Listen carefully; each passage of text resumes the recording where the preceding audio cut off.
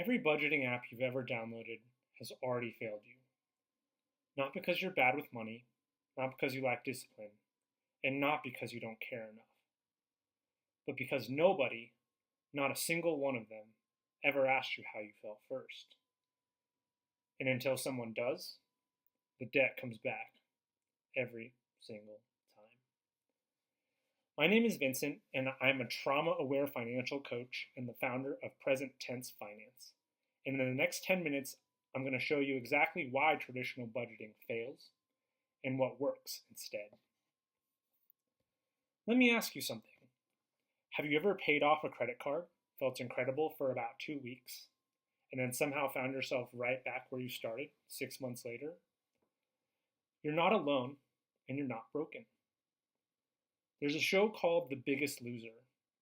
Contestants lose hundreds of pounds on national television. The transformation is real. The effort is real. But study after study shows that most of them gain the weight back within a few years. Why does this happen? Because the show changed the number on the scale. It didn't change the relationship with food. Your finances, they work exactly the same way. Every Dave Ramsey zero-based budget, every color-coded spreadsheet, every app that tracks your spending total in real time, they're all working on the number, the balance, the debt total. None of them are asking why the debt is there in the first place. The shame that makes you avoid opening your bank app. The spending that fills a void when things feel out of control. The avoidance that feels like protection, but is actually making everything worse. These aren't character flaws. They're survival mechanisms, and no spreadsheet in the world can fix a survival mechanism. I want to tell you something I don't share lightly. A few months ago, I went through a significant loss. A relationship that had given me stability, safety, a felt sense of home. It ended. And when it did, I fell apart in ways I didn't expect. I lost track of time. I didn't know what day it was. I went on a chess binge for 3 or 4 days straight. Not because I was enjoying it, but because the grief was running the whole show, and I had checked out completely. I woke up one morning with lower back pain from days of not moving. And in that moment of physical pain, something strange happened. A clarity descended. Very simple, very quiet. Just, we're here, and we know what we need to do. That clarity is what led me here, to building present tense finance. Because here's what I realized. My relationship with money was never just about money. It was about safety, control, what it means to provide for yourself when everything feels uncertain.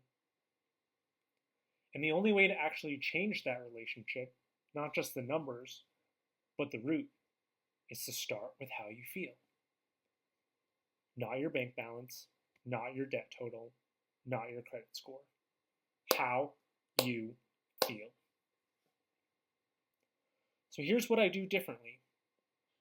Before we ever look at even a single number, before we open a spreadsheet, before we talk about debt, before we do anything, I ask one question. On a scale of 1 to 5, how do you feel right now? That's it. That's the starting point. Try it right now. Pause the video if you need to. Just check in. Where are you? 1 is barely surviving. 5 is genuinely thriving. Most of us are floating somewhere in between.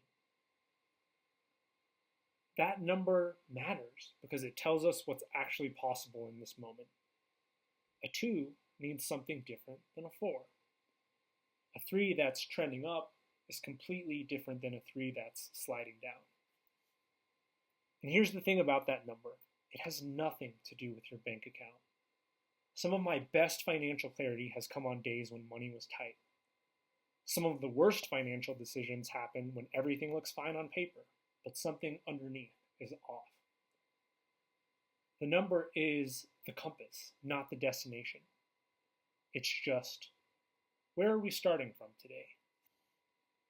And from there we build, slowly, in a way that fits how you actually think and process. Not a template someone else designed for a person who isn't you. A custom system built with you, not handed to you.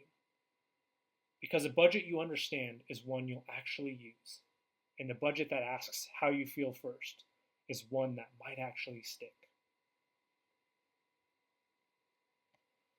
I want to be honest with you about what this process looks like.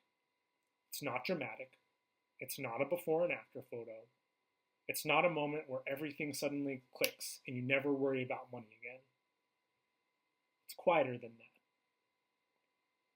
It's opening your bank app and taking one breath before you look.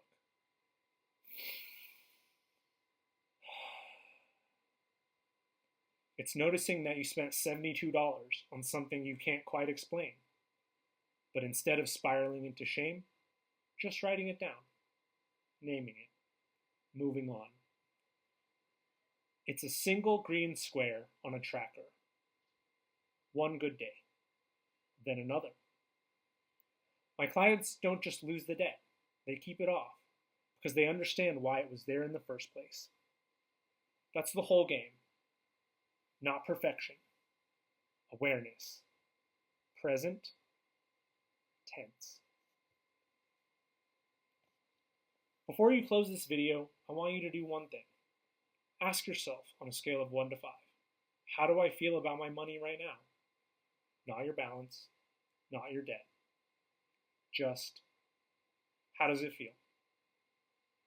That number is your starting point. And if it's anything higher than a 1, that's the space where change becomes possible. If you want help figuring out what to do with it, the link to book a free 30-minute discovery call is in the description.